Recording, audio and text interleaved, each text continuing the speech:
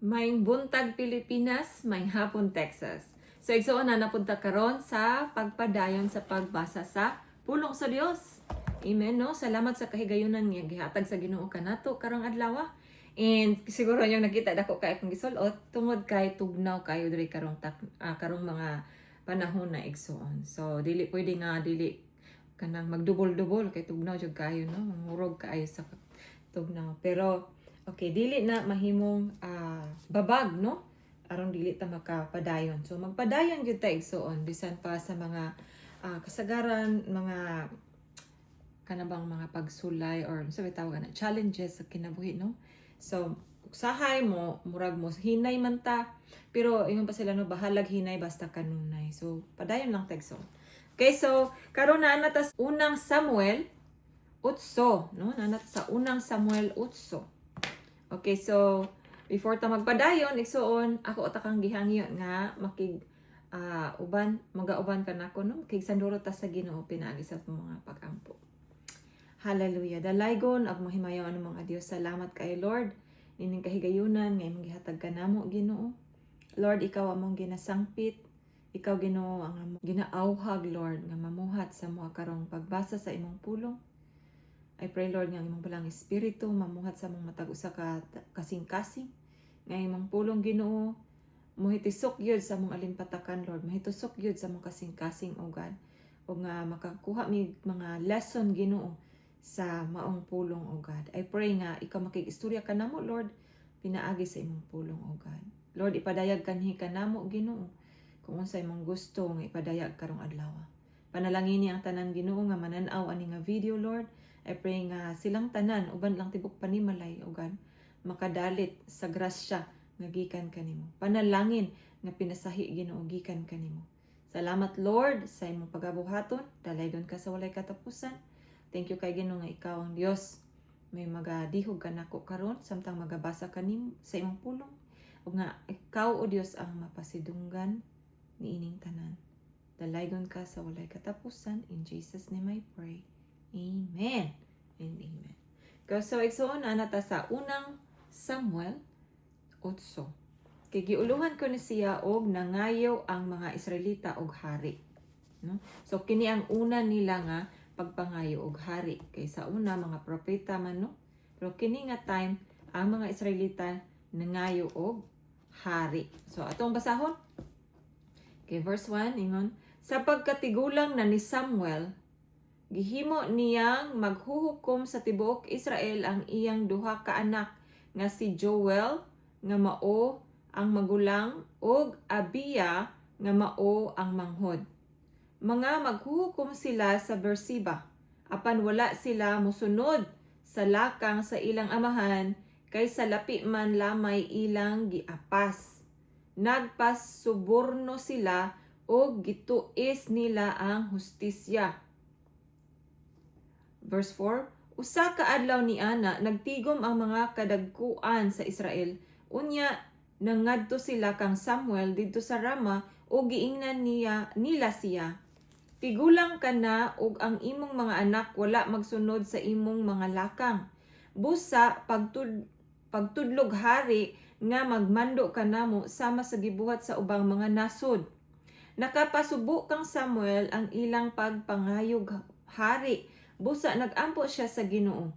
Ang Ginoo miingon kaniya, tumana ang tanan nga gihangyo sa katawhan kanimo kay dili man ikaw ang ilang gisalikway kun dili ako.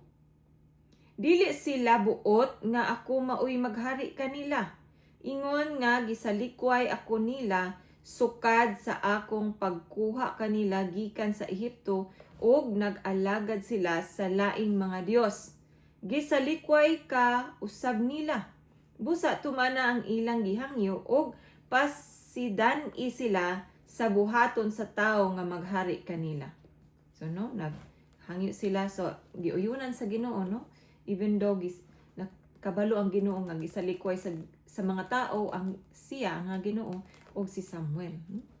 Kaya itong padayonon verse 10. Busa gipadayag ni Samuel ang tanan nga giingon sa Ginoo ngadto sa mga tawo nga nangayo kaniyag hari. Giingnan niya sila, mao kini ang buhaton sa hari nga magmando kaninyo. Kuhaon niya ang inyong mga anak nga lalaki ug himuon niya sila nga tigmaneho sa iyang mga karwahe ug mga sundalo nga magkabayo ug maguna sila sa iyang karwahe. Magtudlo siyag mga pangulo sa nilibok ka sundalo ug sa tagkalim-an ug ang uban magdaro ug mag-ani sa iyang kaumahan. Ang uban himuon niyang tigama sa mga galamiton sa gubat ug sa mga kahimanan sa iyang mga karwahe. Ang inyong mga anak nga babae himuon niyang mga kusinera ug mga panadera ug tigama sa mga pahumot. 14. Unya, kuhaon niya ang labing maayong abot sa inyong mga kaumahan, mga parasan ug kaulibuhan, ug ihatag niya kini sa iyang mga opisyal. Kuhaon pagayud niya ang usa sa napulo kabahin sa inyong trigo ug bino ug ihatag niya kini sa iyang mga opisyal ug mga pangabaga. Unya, verse 16. Kuhaon niya ang inyong mga sulugoon ug ang labing tambok sa inyong kahayupan ug patrabahuon alang kaniya. Kuhaon niya ang ikapulo sa inyong kahayupan ug iya kamong himuong ulipon. Ug niadtong mga adlaw manghila kamo tungod sa hari nga inyong gipangayo apan dili kamo kaluy-an sa Ginoo. No? Kay ilaha man ning kabubuton. Verse 19. Apan ang katawhan wala mamati kang Samuel og sila miingon kaniya, gusto kamig hari aron mahisama kami sa ubang mga nasod. Gusto kamig hari nga magmando og mangulo kanamo sa panggubatan. 21. Human mabati ni Samuel ang giingon sa katawhan, gisugilon niya sa Ginoo kining tanan. Ug ang Ginoo miingon kang Samuel, tumana ang ilang hangyo ug hatagi silag hari. Unya giingnan ni Samuel ang katawhan sa Israel, pamauli na kamo sa inyong syudad. Wow, no? Mao kadto ang chapter 8 igsoon. So ang mga katawhan sa Israel kaniadto, propeta, mga maghuhukom ang ilang leader, no? Nya sa dihang nakita nila nga si Samuel tigulang na, nangandoy sila og hari sama sa ubang nasod nga dunay hari. So wala sila giayawan, no? Kung dili giuyunan sila sa Dios, no? Giuyunan sila sa Dios even if kabalo ang Ginoo nga gisalikway siya, no? Kung ikaw isalikway, di ba sakit, no? Pero maski nasakitan ang Ginoo, iyang giuyunan ang mga tao kay sige magpangayo. Okay, so atong padayonon sa sa chapter 9 igsoon, no? Atong padayon ang chapter 9 kung unsay nahitabo karon nga nangayo man sila og hari, no? Okay, so chapter 9 verse 1. Okay, mao kini ang giuluhan nga si Saul nakikita kang Samuel. Okay, so chapter 9, may usa ka kaliwat ni Benjamin nga ginganlag Kish. Si Kish anak ni Abiel nga anak ni Siror, nga anak ni Bikorat, nga anak ni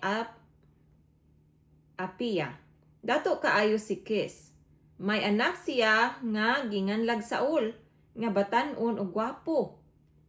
Sa Israel walay makalabaw kaniya sa kagwapo ug siya'y labing taas kay ang uban taga-abagaman lamang niya.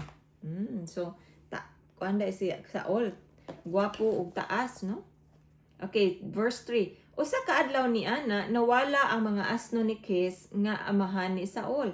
Busa giingnan ni Kish si Saul, pauban og usa sa mga sulugoon og pangitaan ninyo ang mga asno. Miagi sila sa kabukiran sa Ibrahim ug sa yuta sa salinas apan wala nila makit-i ang mga asno. Unya miabot sila sa yuta sa Alim apan wala gihapon nila hikit-i didto. Unya gilokop nilag suroy ang yuta sa Benjamin apan wala gayud nila makit-i ang mga asno.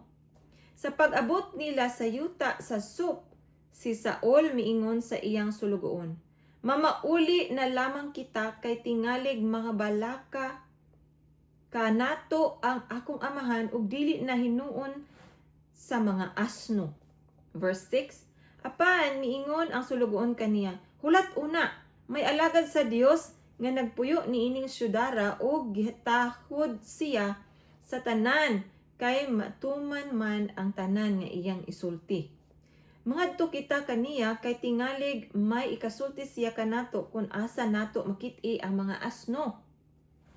Verse 7, giingnan ni Saul ang iyang sulugoon, unya kon moadto kita unsa may atong igasa kaniya. Nahurot na ang pagkaon nga atong gidala ug wala kitay ikagasa sa alagad sa Dios. Unsa may atong ihatag? Verse 8, mitubag ang sulugoon, ani ay akong gamayng tipik nga plata ug kini ang ihatag ta kaniya aron sultihan kita niya asa nato makita ang mga asno. Okay. Og si Saul miingon sa iyang sulugoon, husto mangadto kita. Busa, nangadto sila sa syudad nga gipuy-an sa alagad sa Dios. Sa pagtungas nila sa bungtod paingon sa syudad, may gikasugat silang mga batan-ong dalaga nga nagkalus og tubig ug gipangutanan nila sila. Anaa ba sa syudad ang mananagna? No? Ilang tawag kang Samuel is mananagna. No? Okay. Kaniadto sa Israel kung adunay magpakisayod sa Dios, muingon siya, mangadto kita sa mananagna, kay kaniadto ang ginganlag mananagna, karon ginganlag nagpropeta. Okay, sa una, wala pa nila na discover ang word nga propeta. Okay, so verse 12, mitubag ang mga babay, oo, anaa, nag-una lamang siyag jutay kaninyo. Miabot siya sa syudad kay ang katawhan maghalad karon didto sa halaran sa ibabaw sa bungtod. Apan kon magdali kamo, maabtan pa ninyo siya. Inig sulod ninyo sa syudad, makaplagan ninyo siya sa dili pa siya mutungas sa bungtod aron pagkaon. Ang mga tao dili good or dili jud mangaon hangtod nga muabot siya kay gikinahanglan man nga iya unang panalanginan ang halad sa dili pa sila mukaon. Kon motungas kamo karon, makita dayon ninyo siya. Busa miadto sila sa syudad, sa ilang pagsulod gikatagbo nila si Samuel sa iyang pagpaingon sa halaran ibabaw sa bungtod. Sa adlaw sa wala pa muabot si Saul, giingnan na sa Ginoo si Samuel, ugma sa ingon niining taknaa, may tawo nga kaliwat ni Benjamin nga paanhion ko kanimo. Dihugi siya aron mahimo siyang pangulo sa akong katawhan. Ang Israel, luwason niya ang akong katawhan gikan sa mga Filistihanon. Nasayod ako sa giantos sa akong katawan ug nadungog ko ang ilang pagpakitabang. Okay, so gamiton sa Ginoo si Saul sa pagpakig-away sa mga Filistihanon. Okay, so verse 17. Sa pagkakita ni Samuel kang Saul, giingnan siya sa Ginoo, mao kining tawhana ang giingon ko kanimo nga maghari sa akong katawhan. Wow, kalami no? Nga si Samuel mismo nakadungog sa tingog sa Dios, kanang instruksyonan ka ba no? Kini mao ang taong akong giingon kanimo. Wow. Lami kayo, di ba no? Okay, verse 18. Unya, miduol si Saul kang Samuel didto sa ganghaan og miingon kaniya, tudloy ako sa balay sa mananagna. Mitubag si Samuel kang Saul, ako ang mananagna. Pag-una kanako ngadto sa bungtod kay akarong adlaw makigsalo ako kanimo ug sa pagkabuntag suginlan ko ikaw sa tanan nga anaa sa imong huna-huna ug palakton ko ikaw. Wow. Ayaw kabalaka sa imong mga asno nga nawala tulog ka adlaw na karon kay nakaplagan na sila. Ug kinsa may angay magpahimulos sa tanang maayong butang dinhi sa Israel. Dili ba kinilalang man kanimo og sa tibuok banay sa imong amahan? Wow, no? Wala pa gay kakuan si Saulo, gisultian na siya ni Samuel. No? Kasi Samuel gidihugan sa Dios or gisultihan sa Dios. Okay, so 21, mitubag si Saul. Kaliwat ako sa banay ni Benjamin, ang labing gamay sa mga banay sa Israel, ug ang akong panimalay maoy labing ubos sa banay ni Benjamin. Nganong makasulti ka man niini? Unya gidala ni Samuel si Saul ug ang iyang sulugoon ngadto sa Kanaanan ug gihimo siyang labing pinasidunggan sa 30 ka dinapit. Og giingnan ni Samuel ang kusinero. Dad-angan hi ang bahin nga gipalain ko kanimo. Busa gikuha sa kusinero ang tibuok paa ug gidulot kang Saul. Paa. Unya si Samuel miingon, mao kini ang among gitagana kanimo. Kaon uban sa mga dinapit. Busa mikaon si Saul uban kang Samuel. Og sa paglugsong nila gikan sa halaran ngadto sa syudad, giandam alang kang Saul ang usa ka higdaanan didto sa atop ug natulog si Saul didto. Okay, verse 26. Sayo sa pagkabuntag gitawag ni Samuel si Saul. Bangon na kay pagikanon ko na kamo. Busa mibangon si Saul og kuyog si Samuel nang gula sila ngadto sa dalan. Samtang naglakaw sila paingon sa gawas sa syudad, giingnan ni Samuel si Saul, paunaha ang imong sulugoon ug unya hunong. Hunong makadigot kay sultihan ko ikaw sa pulong sa Dios. Oh wow. Kalami, no? Okay, so mao kadto ang chapter 9 igsoon, no? Ang sinugdanan sa kinabuhi ni Saulo or ni Saul nga mahimo siyang hari. So atong padayonon ang chapter 10 kay murag naapatay time, no? So chapter 10. Okay, so chapter 10, verse 1. Unya mikuha si Samuel og usa ka gamay nga tibod sa lana ug gibubo niya ang sulod niini sa ulo ni Saul. Gihagkan niya si Saul ug giingnan, gidihugan ka sa Ginoo aron mahimong pangulo sa iyang katawhan, ang Israel. Maghari ka sa katawhan sa Ginoo ug luwason mo sila sa mga kaaway nga naglibot kanila. Ug mao kini ang timaan nga ang Ginoo maoy nagdihog kanimo ug naghimo kanimong pangulo sa iyang katawhan. Inigbiya mo kanako karong adlaw, makasugat kag duha ka tawo duol sa lubong ni Raquel didto sa Silsa sa yuta ni Benjamin. Sultihan kanila, nakit-an na ang mga asno nga imong gipangita ug ikaw na ang gikabalak-an sa imong amahan. Nagsige siyag pangutana kung unsa nay nahitabo kanimo. Inig abot nimo sa unahan sa sagradong kahoy didto sa Tabor, sugaton kag tulo ka tawo nga nagpadulong sa Betel aron pagsimba sa Dios. Usa kanila may dalang tulo ka nating kanding, ang ikaduha tulo ka buok pan ug ang ikatulo magdalag bino nga gisulod og sudlanan nga panit. Himamaton kanila og hatagan kag duha ka buok pan. Dawata kini unya lakaw ngadto sa Gibeat Elohim, diin nagkampo ang mga Filistihanon. Inigsulod mo sa syudad, tagbuon ka sa usa ka pundok sa mga propeta nga gikan sa halaran didto sa bungtod. May dala silang alpa, tambor, plauta o lira ug sadya sila nga mangnayaw ug maninggit. Unya mukunsad kanimo ang espiritu sa Ginoo ug muapil ka uban kanila ug mahimo ka nga bag-ong tawo. Wow. Wow. Wow, no?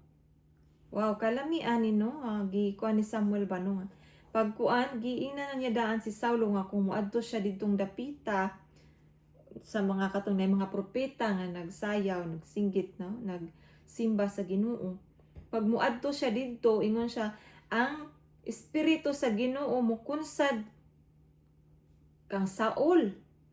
Unya ingon siya muapil siya uban kanila og mahimo siya nga bag-ong tawo.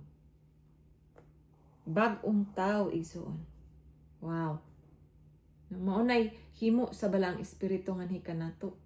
Nga kung mukunsad ang balang espiritu nganhi kanato, mahimo tang bag-ong tawo. No? Bag-ong binuhat sa Dios.